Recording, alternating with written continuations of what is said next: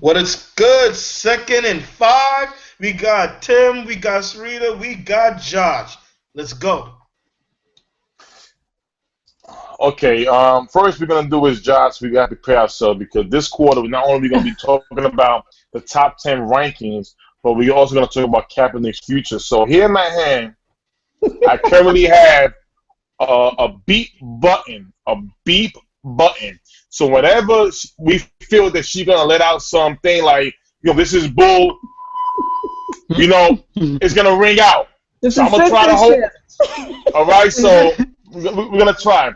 All right, let's go fast with with our top 10 rankings. I have the Denver Broncos as a number one. Their defense is the best in the league. Well, between one and two, between them and Carolina. So Peyton Manning now got a great offense, even with the addition of Vernon Davis, even better. They got a good running game, so they're number one. I got the Bengals number two, just because offense and defense.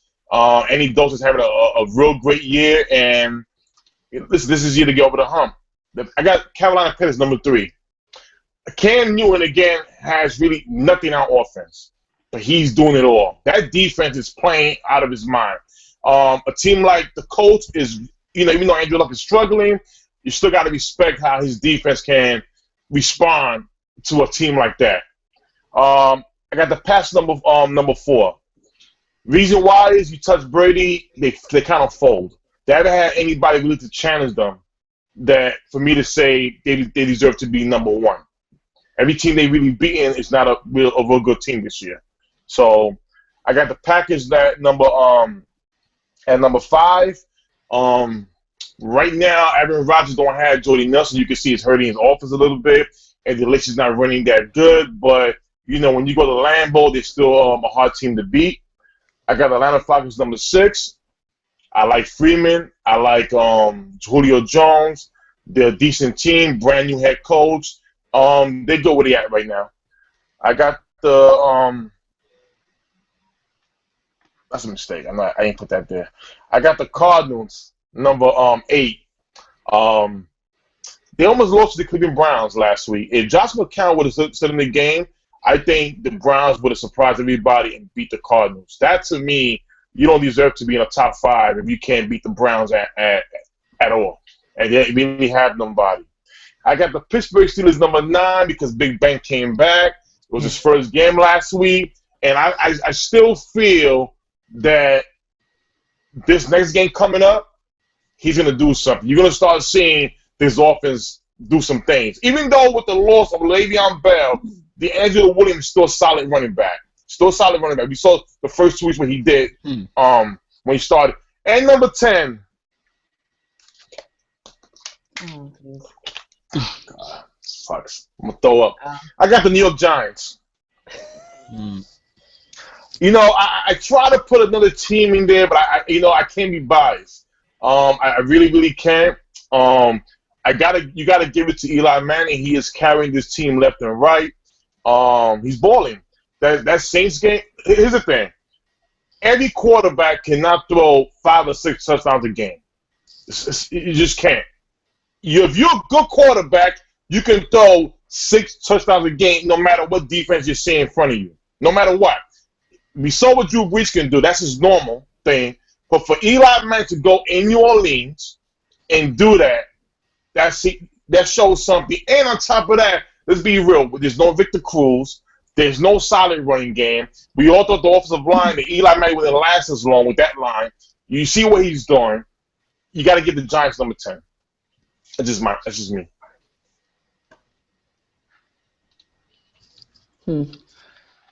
You all right? You gonna be okay? Yeah, I feel kind of woozy there. Tony, come back, Tony, please. Come on, Tony. 2 more games, Tony. 2 more games, baby. 2 more games. You want me to go see if he's okay? You want me to go check on him? Yes. Oh, God. What do you think, John?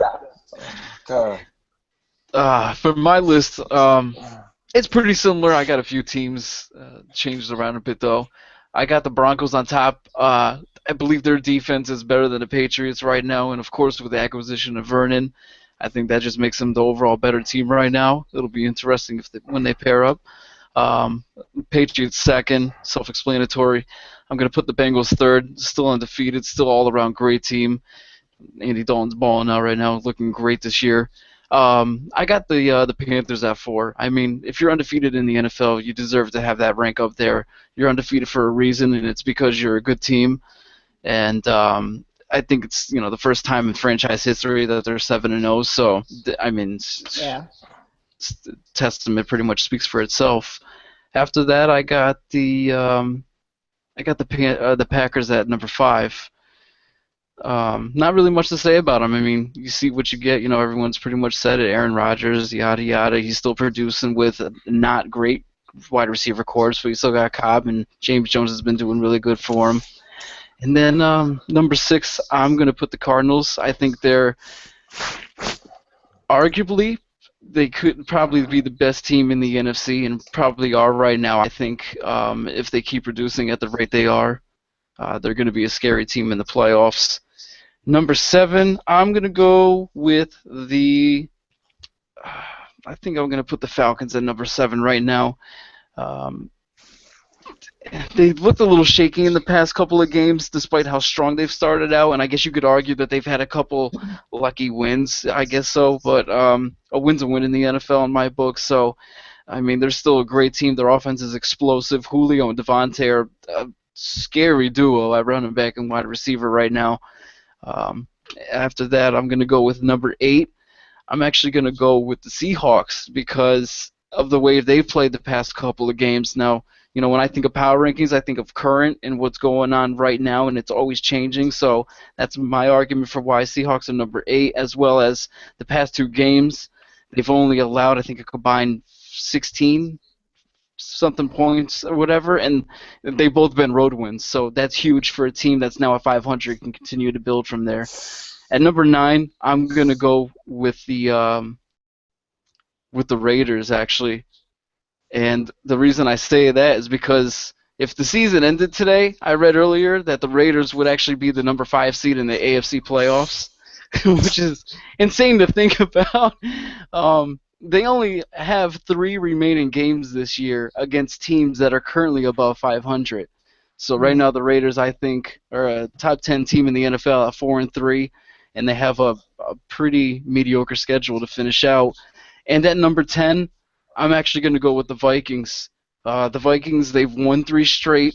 Their defense is pretty phenomenal this year, if I might put it. I think Cueto put it earlier this week in 2-minute warning that they're the only team to allow under 23 points or something like that for the rest of this season so far. So, and Stephon Diggs, he looks amazing. I think he's 4th in the NFL for receiving yards during the winning streak right now. So the Vikings look really good, so that's my top 10 right now. When's the last time you put the Raiders in a top 10 ranking? Oh, wow, yeah, Shout out I to know. the Raiders. Shout out Well, I'm not hating. I'm just saying. Well, you know what? I mean, being that I know Sarita will agree with me that if my Dallas Cowboys had 20 or more right now, we'll be in a top 10. I definitely know that because, without Roma, we lost games like by 2 points, 3 points. I think the Patriots are the only team that beat us by more than 2 touchdowns. I mean, which is it's not a question, Jacob. But let's go with the Kaepernick. Let's go with the Kaepernick thing. Now, Kaepernick now is benched for Blaine Gabbert. Okay, here's my thing. Right, I've always felt this when Harbaugh put Kaepernick in the game. I've always felt he's the best athlete. He is something that every GM will drool over because of what he gives you with his athletic build. But the quarterback smarts, he had it. He can develop it if given the time. But I just thought when Harbaugh went away, the Kaepernick thing now you got to really work with. He had to really sit back. It was kind of a dumb move, in my opinion, with but I think his name is Jed York, to give all that money to Kaepernick, and then you let Harbaugh walk. Well, this is the man he performed pretty good under. And you see that how he don't read a defense. You seen last week. Before you snap that ball, you're supposed to look left, look to your right. You will see that Vernon Davis was wide open. There was nobody on him. That's the way the eye looked. Yo, this is going to you. I'm changing it. He doesn't have all that, but it could be that he's nervous. he's a lot of pressure on him. But I'm gonna tell you this right now.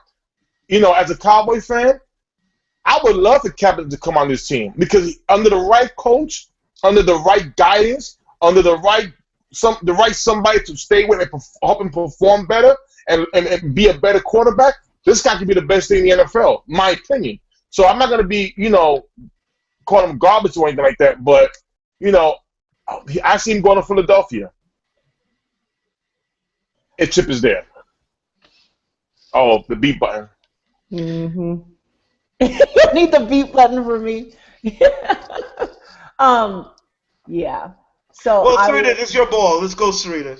I would obviously like for my team to get it together, but I think the thing that Tim said that was completely right was that letting Harbaugh walk after you commit to Cap was the biggest problem. Not because he could only develop under Harbaugh, but you didn't replace him with anybody who could help develop him, right? And so, honestly, I just don't think Tomlin knows what to do with Cap. Like, he just doesn't know what to do with him at all. So, like, I was actually watching Tomlin's his press conference today, and he was like, yeah, Blaine Gabbert is our quarterback for next week for the Falcons game, because I just want Cap to sit back and think about it. It was almost like he was saying Cap was, like, on timeout, right? Like, like I'm putting him on timeout. It almost felt like he was saying, we're going to lose to the Falcons anyway, and then we have a bye week. Cap needs a couple of weeks off, so we're going to start Blaine Gabbert, right? That was how it felt when he was talking about it. And honestly, I wouldn't put it past them. Like, I wouldn't put it past them now listening to him if they would have said, after the bye week, Cap's a starter again. See? No, I'm sorry. I'm sorry. I thought I was all right there. Go ahead. I'm being good, Tim. I promise. I'm trying really hard. I think, 95% of us all think, and the most probable thing is that he'll be gone at the end of the season, and let's pray he goes somewhere where there's a quarterback coach that can develop him, where there's a line he can play ball, that in a system where he can be really good, because I still think he is a really good quarterback. But it almost feels like they haven't given up on him yet in San Francisco. They just don't know how to help him, right? Because I think it's 100% mental, right? Cap looks completely checked out. Not even just checked out, just confused, like, I don't want to be here anymore. I'm tired of getting hit. These fools aren't blocking for me. Like, forget it. Throw it in the dirt. Like, he probably didn't even look over there. He probably saw him over there. Stop it. I'm sorry. I swear I thought I was already there. The anticipation.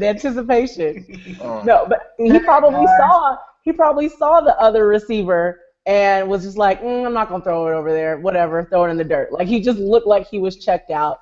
Deer in headlights. His demeanor is completely different than it was before. And your demeanor, you don't just lose that, right? It's just, he's kind of checked out. And what seemed like Jim Tomlin was saying is he's completely outside of his element. It's almost like they were giving him a vacation. Like, right, I think it's just like if you were in a bad environment, like in the cubicle world. Like if you got, you're just a cubicle worker like Colin Kaepernick, and then you got to deal with Tom Sula, who basically in your mind is probably an idiot, and then above him, who the idiot is reporting to is another bigger jackass idiot. I'm sorry, beat me, Tim. My bad. Making more money. I mean, you think about it, and you're like, Colin Kaepernick has to come to work every day, work with these two measly bums that probably could care less about his production and his career right now. And it's like, what energy do you have when you come to work every day with that? He probably noticed those results. And the whole world is blaming you. He probably noticed the results. We're running out of time. We're running out of time. Michael, I'm going to let you talk. Mike. My brother just came Mike's in. not allowed to talk. I know. Yeah, I'm back. I cook crap. And walking around his whole apartment before he sat down and said something. Mike's not allowed to talk. Yeah, I'm back. But you know what? Let me just say something really quick, though. Okay. Did someone posted a meme of the stats of Cam Newton? Cam Newton and Colin Kaepernick. Yeah. And they're pretty close. You also have to go ahead. Here's the thing. One guy. Whoa, Right. Sean. I got Mike. No, Michael, go. Timing is everything. Yeah, Cap could put up a lot of garbage numbers when the whole team ain't doing nothing. But Cap is not terrible. Man. I'm not saying Cap is terrible. This is my one point I want to say. Think about one of the best run team in the league, the Patriots. Who the hell is their general manager? I don't know. You don't know Exactly. either. Exactly. Does Bob Kraft even know what Belichick eats for breakfast? No. Because well-run organizations get the best people and let them thrive. Trent Baalke was like, why is Harbaugh getting the credit? And now he wants to be a star. Bro, you sit behind the desk and push numbers. Shut the hell up and keep on drafting. Because that's what you're good at. You know what I'm saying? And that's the question. Because when you get that Super Bowl ring, guess what all the accolades will come in? More money. That's the accolades. I don't understand why you would kick out Harbaugh because you don't like him. Kiss rocks. Y'all were winning. So, I don't understand. It's like everything but winning was not the most important goal, and it's showing. Honestly, I feel Cap and Luck are in the same boat right now. They both need to get the hell away from their organization if they want to meet their potential. Hold on, Mike. Yeah. Mike, I want to ask you this, Mike. Where do you see Kaepernick going? I have no idea. Honestly, if Chip Kelly does not pull this heist and goes to... I said that. Yeah. He could end up on the Eagles. So what about the Jets? I think several the people Jets have too. brought up Todd the Jets. Bowles was in the NFC West for a while. He's got time to watch him. Yep. He going to the Jets. You know what, guys? We're running out of time. Okay. Sarita, last word. Sarita, last words. Watch Sarita. They're going to be mad when he goes to the Jets. Watch. He's going to be Last mad. words. Last words. Last words is, in Cap we trust. I say Cap did it on purpose because he said, you Tom Sewell, you Jed York. What he said. That's what I do at work when I'm pissed. I'm like, yup. You want your facts? Go fetch your faxes. Yeah, man, run away from the dumpster. You're out of control. You guys are out of control. Here's your copy. Go fetch it. You guys are out of control. Relax your temper. I did good, dang it. Relax. All right, guys. You run from dumpster. Catch us in the third down, and stay tuned. We have a fourth down as well for today. Oh. Call him Kaepernick. There you go. I let it out. Call him Kaepernick. Not Colin. Cold cuts.